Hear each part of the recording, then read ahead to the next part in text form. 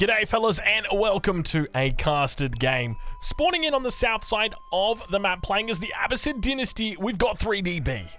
And to the north of the map, playing in the color red as the Chinese, we've got one puppy paw. Ladies and gentlemen, welcome, welcome, welcome. This is game number 3 in this series. Now hold your horses, don't worry.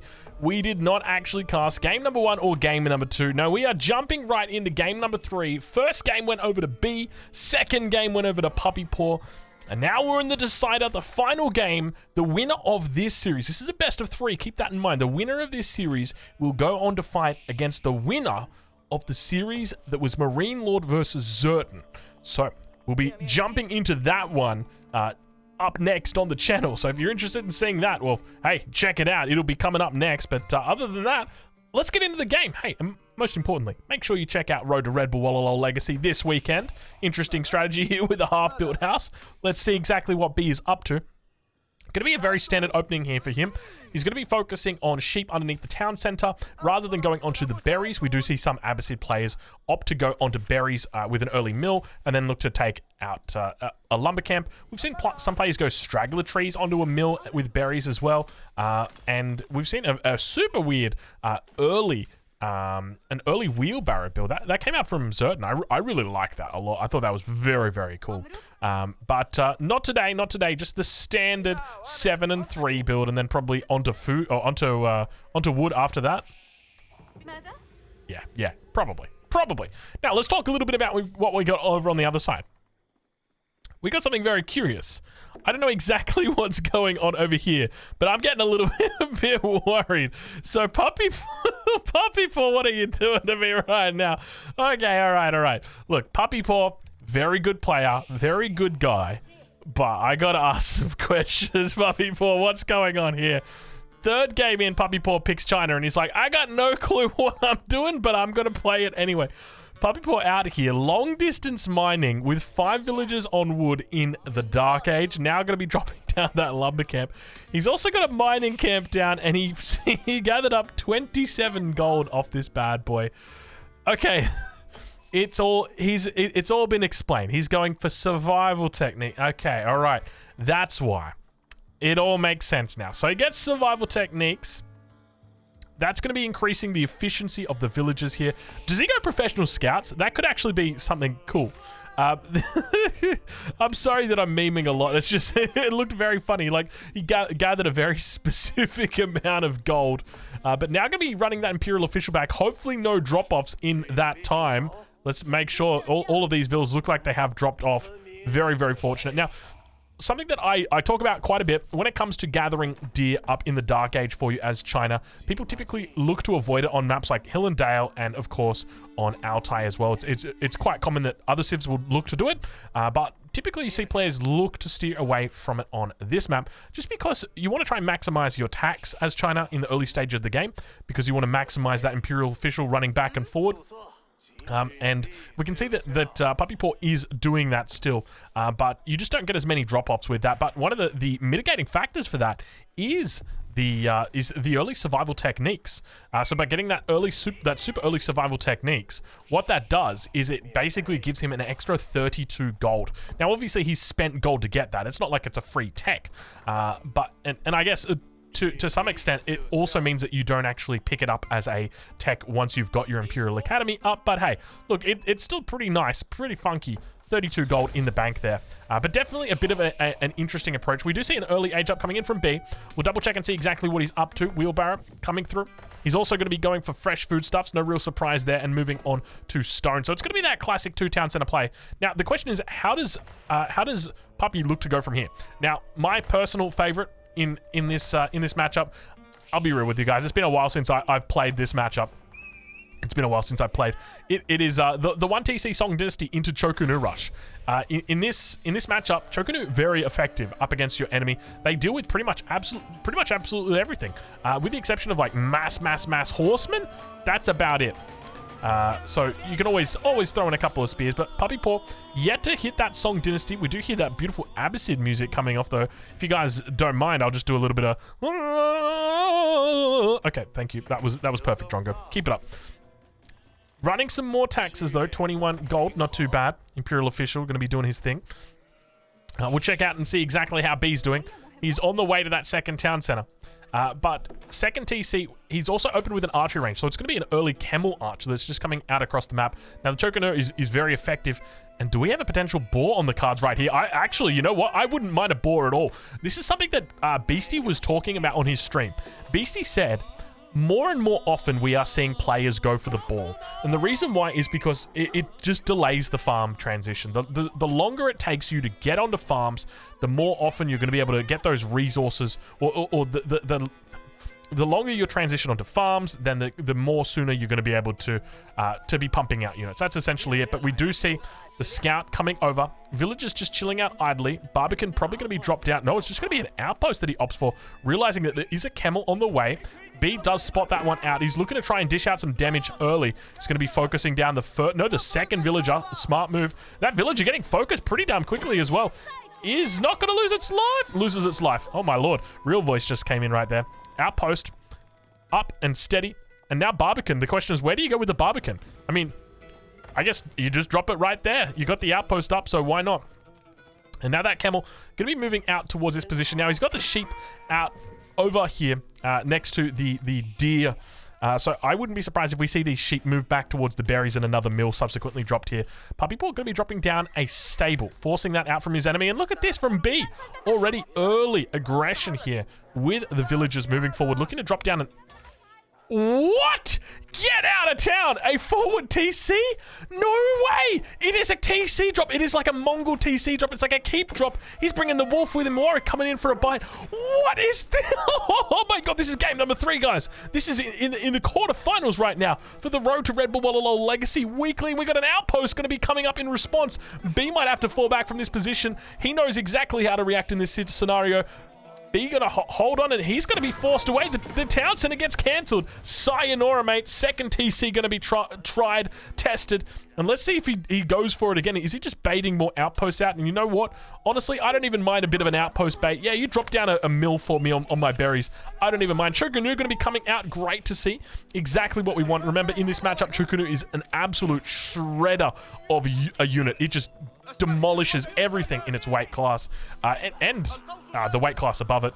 You can see 2 Chokunu definitely would have handled that single camel, but now another outpost coming up. Villagers have to fall back away from this position. The town center going to be coming up. Villagers got to be careful.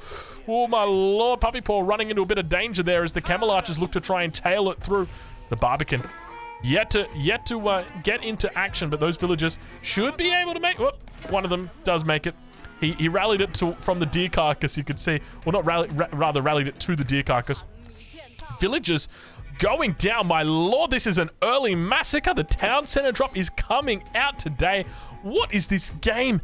I'm absolutely loving it. And so what does B get by putting his town center here? Because a lot of people would look at this and be like, what the hell is going on? Why is B doing this? He is denying the second town center.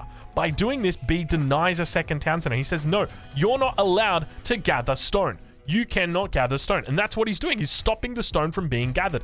But by the same token, now we see on the other side, Puppy Paw is saying, you can't gather berries. I'm not going to let you. Well, I'm not going to let you gather berries from those bushes specifically. But there is more stone out there, and Puppy Paw is aware of it. He's got stone up here, stone down here. So if he wants to go for that second TC, he's going to be able to do it. But obviously, every second that goes on, B's going to be creating 2 villages at a time, whereas Puppy Paw is only going to be creating 1.5 at a time. Now, for anybody wondering, why is it 1.5? Well, Song Dynasty, I've explained it a million times. Pause the game if you're unfamiliar with the Dynasty system. You can check that one out. But other than that, we've got more outposts coming up. Look at Puppy Paw. This is such a weird game to watch. A weird game. I've never seen anything like this. We're literally having a... I mean, we've seen a Dark Age keep drop before. We saw that happen... it was Beastie. I think Beastie with the English against the Holy Roman Empire did that on Frisian Marshes.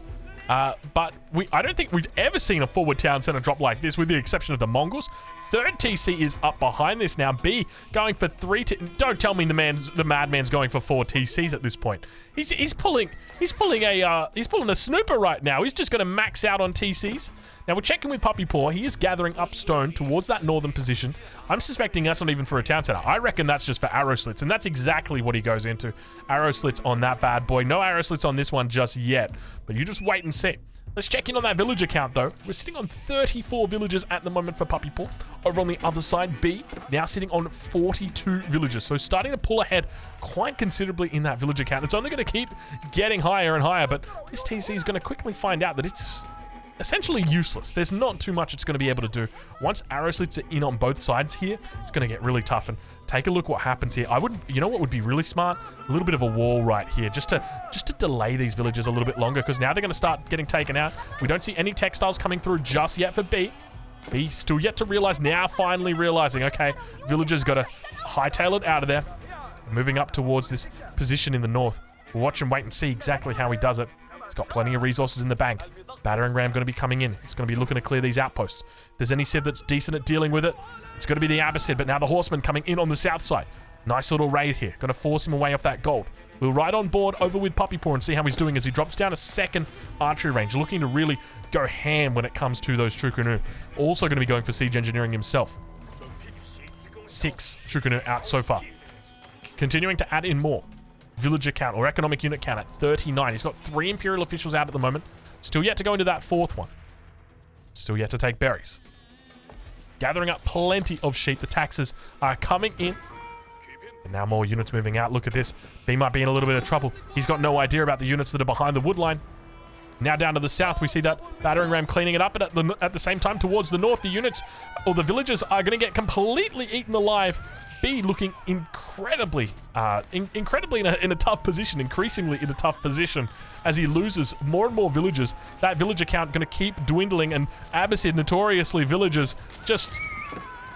oh, they hate it. They hate dying. They really do. 44 villagers now compared to 42 from Puppy Paw, so things starting to equal up a little bit. True Canoe, a very effective unit against these against the battering ram. Gonna have to duck out for the moment and do a little bit of a leapfrog into the other outpost. No +1 ranged armor just yet. Chocono should be able to shred through them. We still actually don't see the +1 ranged attack coming through for them. And now a lot of horsemen also coming out. No battering rams on the field just yet for Puppy Paw. He's going to try his best to take out the battering ram of his opponent. Not a lot of luck there. Nice little block coming in. Horsemen, plenty of them on the field. He's looking good. Population capacity's been reached, so thanks for telling us, game. It's really important that we have that on our screen. A little bit of a counterattack down there. Still going strong. And Chocono looking really good. Look at them shred through these units here. But still, we still fail to see any of those upgrades. Still no +1 range attack.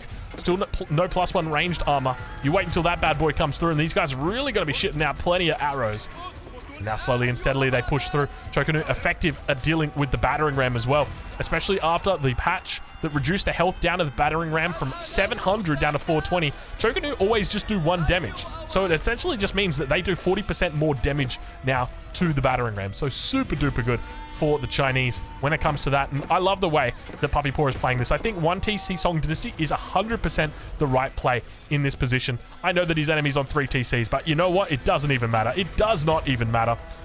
Now that town center, or rather that Barbican, still picking off reinforcements. The consequence of B playing this aggressive style and not really taking note of that Barbican is that he's going to continue losing units as they try and cross the center. Another archer goes down. Chokunu going to have to fall back. Battering ram going to be coming down for Puppy Paw. He's going to be looking to clean out this town center. At the same time down towards this southern position just on the town center. Wait, how did you guys go down? I'm going to assume that that wasn't a delete and that was just a couple of bodies that still were just loaded in on the cache. Let's check in over with B. 52 villagers. Compare that over. 51. Things very, very even. Despite the town center drop. Despite the early aggression. Despite so many villagers being killed for B. He's still able to keep up with Puppy Paw for the moment. And Puppy Paw, the longer this game goes on in the Feudal Age, the better it is for him. The more his Chokunu fire off, the better it is for him. And now that +1 range attack has come through for him. He's really going to start dishing out that damage. The Chokunu looking extra, extra strong in this game. Trying his best to push through. He's going to be more than capable of doing that. Battering ram going to be moving back. He's going to be able to snipe that bad boy out so damn quickly. Let's watch and see him take it out. He's got 20 Chokunu. That's 60 damage around. Oh my lord, they just snipe right through it. Doing a decent job there. At the same time, back on the other side, the horseman going to be able to take out the battering ram. It's down to 15 health. Archer's going to be able to whittle it down. Indeed, it does go down. More and more units pushing up. And look at this. We got outposts. We got arrow slits. We got or hand cannon slits, rather. We got everything you hate, everything that's disgusting. We got it. And now more rams coming out. We are heading to the ranch right now. if there's ever been a case for the ranch, it is this one right here. We'll ride on board with B for a bit and see how he's doing, as now those outposts continue to move forward with their arrow slits, or hand cannon slits rather. 2 TCs on the backside, just going to be pumping out villagers non-stop. Let's check this one on the front. It's still technically making villagers as well. He's got a nice little rally point in here, and he's actually found a good little spot. These villagers on the front still gathering up the berries here. He's maxed out on his villager, or on his population count, and he has been for quite a while, but now dropping down 3 houses at the same time. Now, this is where it sort of gets tough. The longer the feudal age goes, the better it is for China, in my opinion. Just simply because once the Choku mass starts getting up, you're able to start one-shotting the horsemen. And once you start one-shotting the horsemen, well, there's no real way to counter the Chokunu, because then you're just able to kite and kite and kite. You throw in a couple of spears, you keep kiting, and that's once the Chokunu are at critical mass, it becomes very difficult in feudal age to fight against it. Behind this, we're going to see more and more units rallied to reinforce, but they're going to just be hitting up that town center. So he's doing a decent job of using that and utilizing it as the keep, or as the pseudo keep. You know, we talk about it as the keep or as the castle, and villagers going to get pulled now to bring the torches out. Interestingly, they don't have what appears to be fire on their torches. It's not until they start throwing it on the town center that the torches get lit. But speaking of lit right now, I mean, this is just it is looking impressive from Puppy Paw. The fact he's playing a 1 TC versus 3. Now to be fair, it is a Song Dynasty, but still, battering ram's getting cleaned up over on that Barbican. And more Chokunu just slowly adding to the mass. I'm loving this play from Puppy Paw. The whole, I really like the horsemen plus the Chokunu. The horsemen run a great little defensive position for him, enable him to tank up a whole bunch of stuff on the front line. The Chokunu just blasting out the damage, and look at this push that we've got from the outpost. I don't know where the villagers have gone, but B going to be in a tough spot as these pushes continue to come forward. And now, at the end of the day, Puppy Paw looking like he might be in a bit of a better position. +1 ranged armor going to be coming through for him as well. We'll check back home.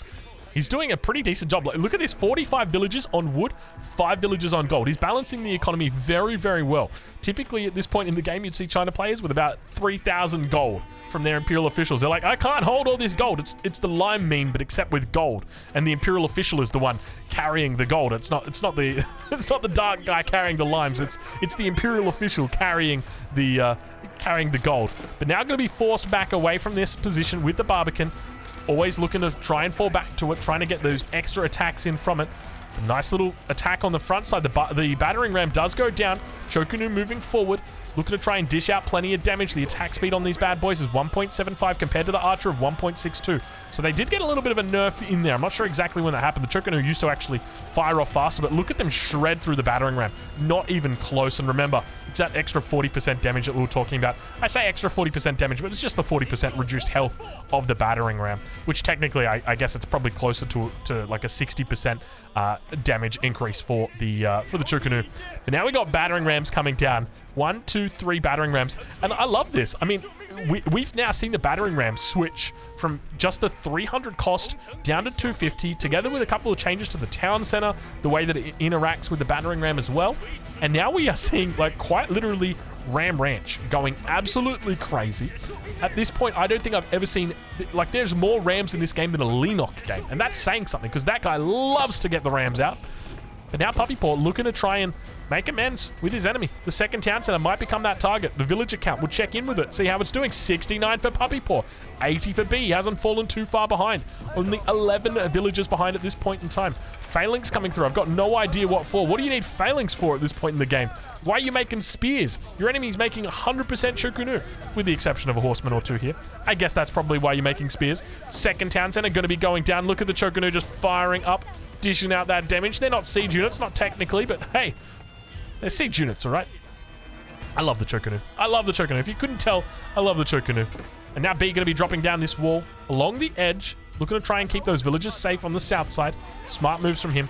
But this front line getting completely cleaned up, and now more and more outposts coming in to solidify this position. The archers teeing off towards the battering ram, slowly eating away at the health of it. You can see it really struggling there to deal with those repetitive shots. Look at that. It's just, He's just slicing through it, but I guess that's the consequence of having these big archer wars. 48 archers now for B. Compare that over to the 43 archers for Puppy Paw. Let's look to see how he plays it. He doesn't really have that line formation coming out, so not going to get that perfect concave, but the battering rams continue as Puppy Paw, or rather B, just continues to look to expand over towards the east side. It's almost like he's just running out of space. He's not interested in expanding up this way. He's just only expanding in this one direction, and now all of a sudden, we might have a bit of a battle beginning to unfold. Chokanu looking to reinforce. Outpost going to be coming through. Landmark getting attacked. Oh no, it's the battering ram. You made him angry, and he got killed, unfortunately. Villagers doing a decent job. B trying to hold on. Keep in mind, ladies and gentlemen, this is game number 3. The winner of this game goes through to the semi-finals and will face up against the winner of the Marine Lord and Zertan match. We don't know who that was. We don't know who it could possibly be. Even though I've already casted the series, I know who it is. I'm not going to tell you who it is, though, so if you want to watch that, go check that one out. Otherwise, we're going to be diving into that series directly after this because I feel like this push is slowly but steadily petering out. Puppy Paw might be in a bit of trouble. The villager count is down, and all of a sudden, he looks to try and fight it out. The Chokanu holding on for dear life. Battering ram's going to be turning upon their enemy. Getting forced back, but oh my lord, the villagers need to be careful. The Chokanu going to be realizing their strength, and 38 Chokanu now. Compare that to the 24 archers. Now you see the true power of China. Just when I told you guys that the push was petering out, I lied because it's China. It is China, and China, look at this, look at that. Yeah. Good luck dealing with this. The longer this feudal age goes, the better it becomes for China. And now Puppy Paw, who sits on 80 villagers in the feudal age, is happy making only Chukunu. We can see him just pumping them out non-stop. He's supervising up his archery ranges. He is pumping non-stop Chukunu to the front lines, and he is looking to take out his enemy completely. And I don't think there's any way B comes back from this, because now he's on top of the production. He's taken out plenty of production already, but you can see just the reinforcements coming in. There's a couple of archers mixed in there for good measure. Why not? Why not? You just got to mix in a couple of archers. It's accidental. You don't intend to do it. How many archers did he end up making? Let's take a look. He made 15 archers. Yeah, you don't intentionally do that, and good game does get called. Puppy Paw is going through to the semi-finals. Ladies and gentlemen, make sure you check out this weekend, 15 GMT. It's Road to Red Bull Wallalol Legacy. It'll be on EGC TV. Do not go anywhere. Make sure you put that one into your diaries. I'll catch you then, and I'll catch you in the next one.